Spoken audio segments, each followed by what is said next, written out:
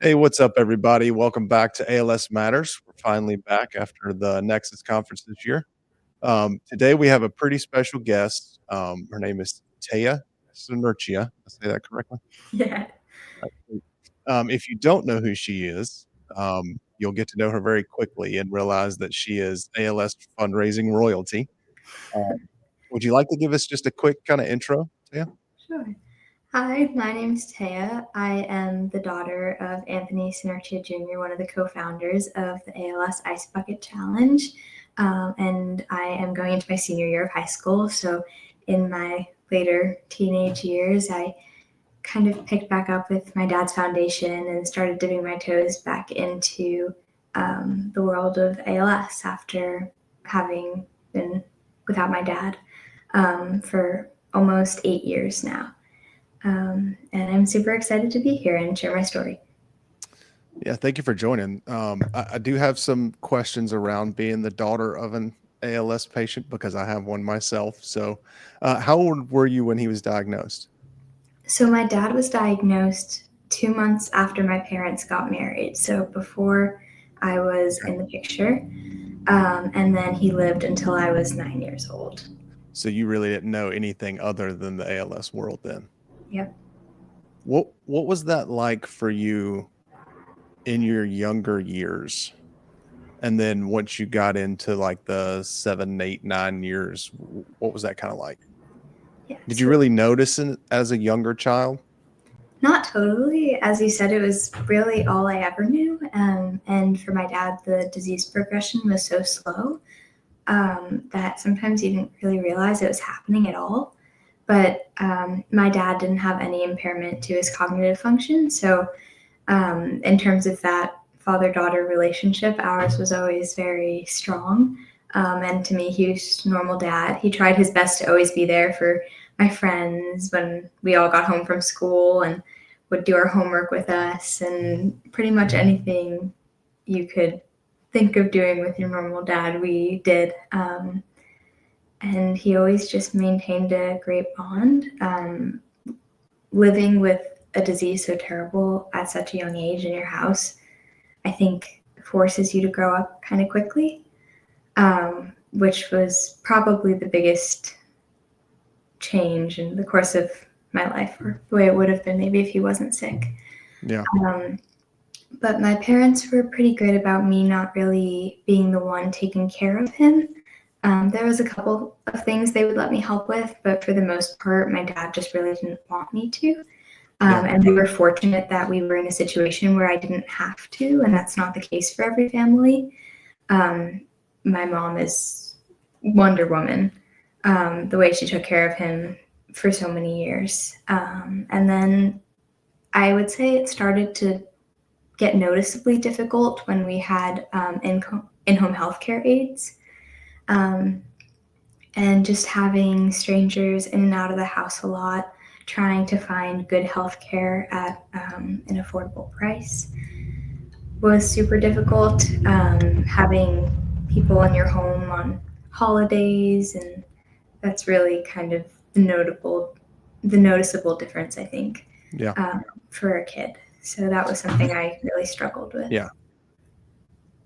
So my daughter is 8 years old, and I know I've said this before, so anyone that's listened to previous podcasts, I apologize, but one of the fears that I have is it's going to rob her of her childhood a little bit.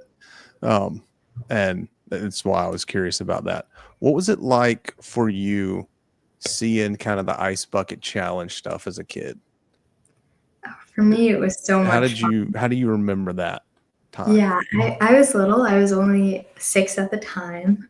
It was the summer going into my first grade year, so I was really tiny. And I just remember it being really exciting. So my mom's cousin, Chris Kennedy, lives in Florida, and at the time he was professionally golfing. So him and his buddies all took the challenge, and they all picked a different organization that they were passionate about and dumped a bucket of ice over their heads. And sure enough, my mom got the video and she wasn't thrilled. And her and I went outside together, and I mean, really no phone at the time. So I had my big iPad and I was standing there on the front step, and she told me that if I didn't get the video in one take that I'd be grounded.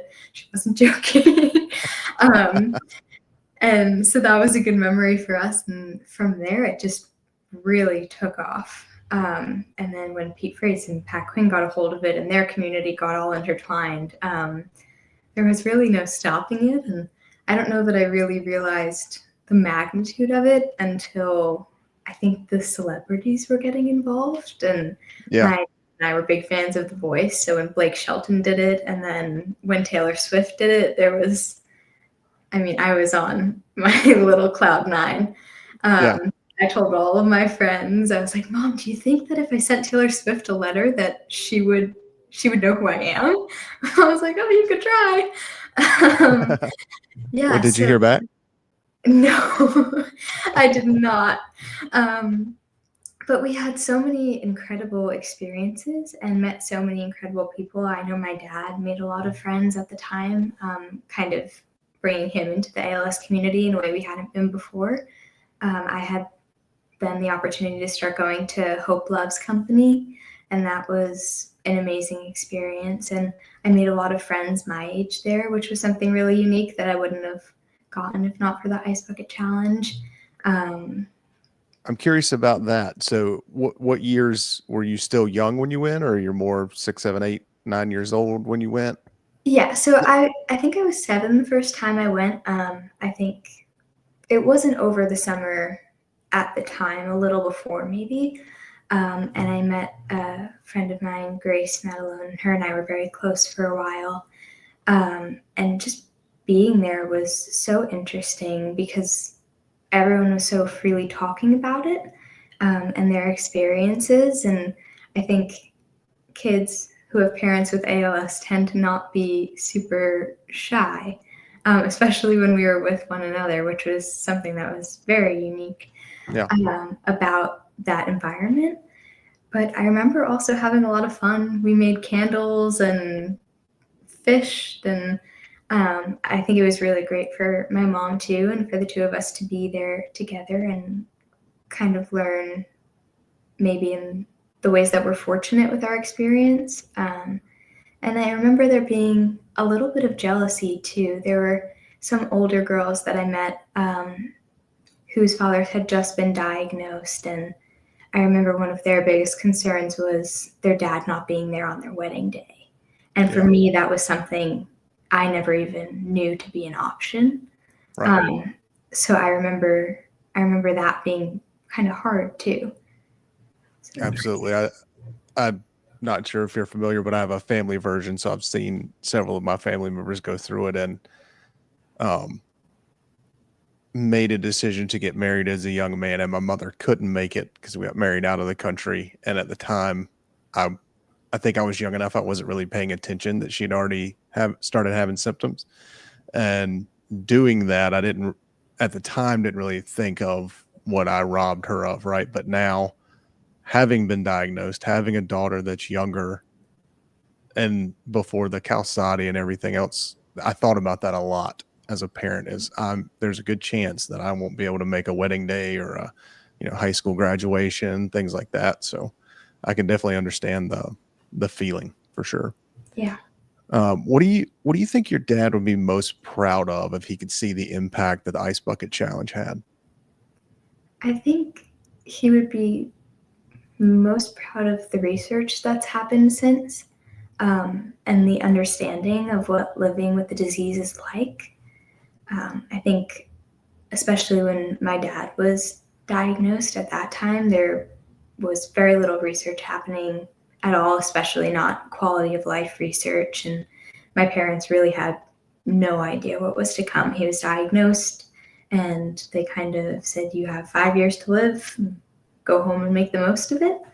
And I know from my mom that was very hard for them, especially in the beginning. And my dad didn't really want to accept it, and kind of created a little bit of a divide with family. It's just such a hard diagnosis to receive. So even now, the research about the best way for doctors to approach that, and clinics that make it the easiest on families to get proper care, and some of that coming out of the opportunities that the Ice Bucket Challenge provided to clinicians and researchers.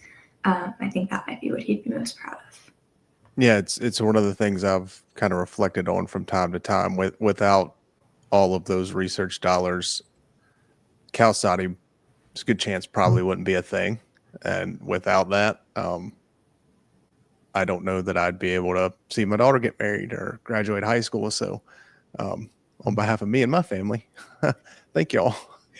Um, sorry. Growing up with it in the household, how do you think that has kind of shaped your outlook on the world? I think it's made me very grateful for the time that I have here, and a little bit different than the rest of the teenagers my age in terms of the way I look at something like not having enough seatbelts for the amount of kids in the car. I'm Right. commonly referred to as the mom of our friend group. I very much so like to take care of people. Sometimes I can definitely be annoying about it, and I'm not always the fun one when it comes to the little things that you could do to keep yourself safe, like wearing a Yeah. bike helmet. And I think when you see a disease like this, and how there's really nothing you can do to change the trajectory of it, you don't want to see the people you love or care about kind of go in a silly way. Right. Be in the similar situation and not being able to kind of do for themselves. Yeah. Yeah. And maybe that's a little bit of a dark way to look at it. But I think in those small ways that you could keep yourself safe to make sure that you're around for the people you love, I think that's kind of how it's changed my perspective the most. Yeah, I think that's a good perspective for people to have. It's definitely or I've noticed myself in particular being much more, maybe not safer, but trying to experience things that I haven't, you know. Yeah. Gotten several opportunities to do some things, but like, yeah, why not? You don't know how long you've got here, so you might as well do it, kind of thing, right? Mhm. Looking back now, what would you say? What would you say a lesson or two that you specifically remember from your dad that's kind of still stuck with you? He definitely instilled kind of a basic level of kindness and respect for everyone in me, and kind of the idea that you can really do anything you want as long as you treat people with that dignity, was something that he and my mom were really big on when I was little. And I have a lot of letters from him that he wrote me while I was at sleepaway camp or when he came to visit my classroom during open house. And I got them when I was little and I read them when I was little. But every year I kind of go back and I reread, and I can always kind of find something different that applies to my life now in the way that he wrote them. So I still feel his influence, especially being here in the town where I grew up with him, and then he grew up here too. Just he had such a great impact on even the people in our town, that I'm constantly reminded of him and how he would hope that I'd carry myself. Does that ever weigh kind of heavy on you, being kind of in that same area? Not really. I've actually come to enjoy it more and more the older I Yeah. get and appreciate it more. Both of my parents grew up here in Pelham, actually, and they met in high school. They were high school sweethearts. So, especially when I was at that early middle school, early high school age, I was very ready to kind of get out of Pelham, and I'm going to forge my own path and do nothing the same as what went on here. Yeah. And now going into my senior year, I'm kind of realizing how hard it's going to be to leave here. Yeah. And this house was really the only place I ever knew him to be. So to not be living here, to be living at college, it just a lot will change in that aspect. But I think the community that he built and that I kind of got to follow in his footsteps really set me up for success here and to have just a lot of love. Yeah, that's funny. I was the complete opposite. Graduated high school and couldn't leave fast enough. um, so you talked a little bit about trying to kind of carry on his legacy a little bit. Um, what does that mean to you exactly? Is it more the fundraising piece, ALS advocacy in general? Kind of what do you feel like you want to do with it? Sometimes I feel like I'm not totally sure what I'll end up doing with it. But last summer, the URL to our website expired, and no one had really been keeping up with it. We threw it up so quickly when the Ice Bucket Challenge happened Yeah. that the website wasn't even really well done. And that kind of gave me the incentive to finally take on the foundation and start to chip away at rebuilding it. So I took that summer to, get the URL back up and running and start to edit the website and then kind of get my foot in the door with some connections to the ALS community. My father's intention for the foundation was that we would alleviate some of the financial burden of the disease. And we've helped several families over the years with bathroom remodeling or speech to text calibration devices, just kind of whatever they needed in their home to make them more comfortable. And I think taking care of that part of it, that part that's kind of flies under the radar sometimes because not everyone needs it, is really important. So I would love to continue to do that. On my own in school, I have done some research about cognitive impairment in ALS patients and what causes it, and then have taken kind of a shift into quality of life of ALS patients and kind of looking at some public data sets, even some that the ALS Association themselves gathered, and trying my best to understand from the research perspective too, the field. Yeah, that is a rabbit hole that goes deep. Yes, very. Nexus. I was at the Nexus conference a few weeks ago and sat in a couple of the research panels, and maybe high school level biology, I'd probably still pass that final today, but like trying to follow those along, I was like, man, my teachers are right. I should have paid more attention in school. Yeah.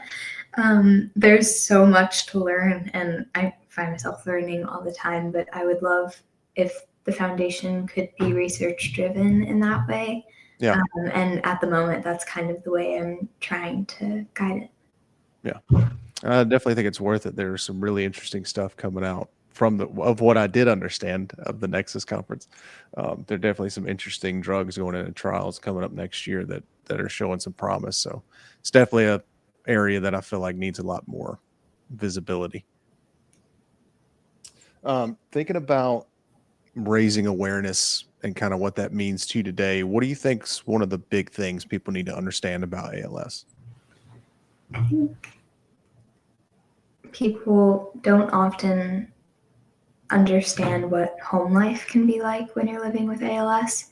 I think it's becoming easier to understand the physical toll that the disease takes, and oftentimes people could understand the emotional toll that it might take on a patient, but not really the strain that it will put on a family as a whole. And I think when you're struggling with the disease, it's easy for friends to come and go, and even family to come and go sometimes. It's such a hard disease to wrap your head around in that way. And I think that sometimes families don't want to accept it. And that can cause just a lot of sadness. And then eventually that loss and the impact that it leaves after the loss happens is also something that's really important.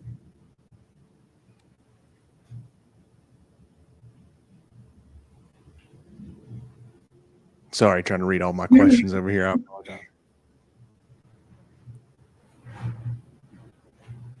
All right, this is a good one. So if your dad was here today, what do you think he'd say to the ALS community as a whole? Oh boy. Um, I think the thing he used to say the most is that he was able to get up and fight every day because of myself and because of my mom. And because he felt like he had something he was fighting for. And I think anyone that's living with ALS, um, and whether that be the caregiver, the family member, or the patient themselves, has to find that thing that they want to fight for. I definitely agree with that. And it can be hard too sometimes. I know when I was first diagnosed, I went through a probably 2 or 3 month time span of just kind of being down, and at one point it was like, all right, look, I can't spend any more time crying in the bedroom, right? I've got to do something. And I remember talking to a friend of mine about it and having no idea where I wanted any of the ALS advocacy stuff to go. And it definitely could be a hard path when you first start walking it, and then you kind of find this kind of plateau of, okay, I've found kind of what I can do, where I can go, and then same thing at the end of the process there, it's you're back to this kind of, what do I do, how do I keep going, what do I fight for kind of mindset. Yeah. um what gives you the most hope with, kind of the research you've been doing lately and looking into this kind of, the ALS advocacy stuff? What's something that you're seeing that's really like gives you hope about where ALS as a journey is going? I think the multidisciplinary clinics that are becoming more prevalent give me a lot of hope. I think having that easy access to healthcare and kind of setting up a one-stop shop for patients and their families, to have the least most strenuous kind of experience possible when they're getting the care that they need, and to have that free and easy access to even social workers, is going to be so vital for so many patients, and it already is for those who have access to it. So, kind of the expansion of that development and getting into areas where healthcare is maybe not as accessible. Yeah, that was something I'd learned about early on in my ALS journey, and I want to say it was 2024's Nexus conference. They were talking about like healthcare deserts, and I'd never heard that term before. And I grew up in a place that had a local hospital, and we had an ALS, clinic close by and things like that. And now knowing that there are places like that, it's definitely something that kind of gives you pause. You'd think living in the US, everybody has access to all these great things, but it's not necessarily the case. And then what are you looking to study? You're getting ready to, you said you're in your senior year, right? So what are you thinking about going to college and studying? So I've actually found myself kind of in the medical field. In the past year, I work in EMS in Mamaroneck, which is close by, and just over the summer got my EMT certification. Oh, It's nice. been super Congratulations. exciting. Thank you. So I've been on quite a few calls now and kind of getting to see the emergency rooms and really understanding that most of the time when people are going to the hospital, it's not necessarily because they're super sick or injured, and a lot of the time just because they're lonely or kind of not in a good mental place in their life, and kind of meeting all these different people and understanding how even in an area that I'm lucky to live in where most people are well off, there are still some families that aren't as fortunate. And I just think seeing the impact that healthcare providers can make, and then having this background in ALS and this passion for the disease makes me excited to dip my toes even further into the medical field in college. So I don't know exactly what part of it I'll end up in, if I'll end up going all the way and becoming a doctor or if I'll do research. Um, but yeah, as of now, that's kind of what I'm thinking. I think that's a noble path to try to take. Um, well, I have gotten to the end of the questions here. Is there any other thing you'd like to say before we close it out? Um, Not entirely. I just, in the beginning of the conversation, you mentioned that worry of your daughter and her childhood being impacted by the disease. And um, we like to say in our house that everybody has something.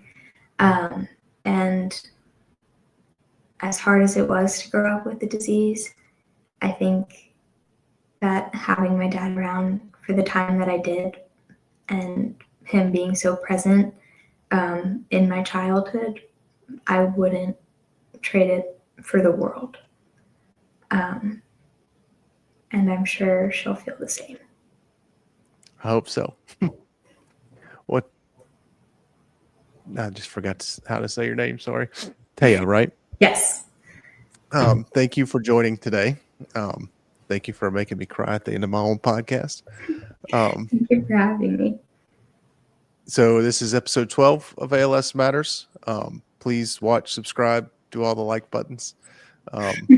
And hopefully we'll be able to check it on you once you get to college and see how the healthcare stuff's going. Yeah. Awesome. I'd love to. Thank you. Thank you.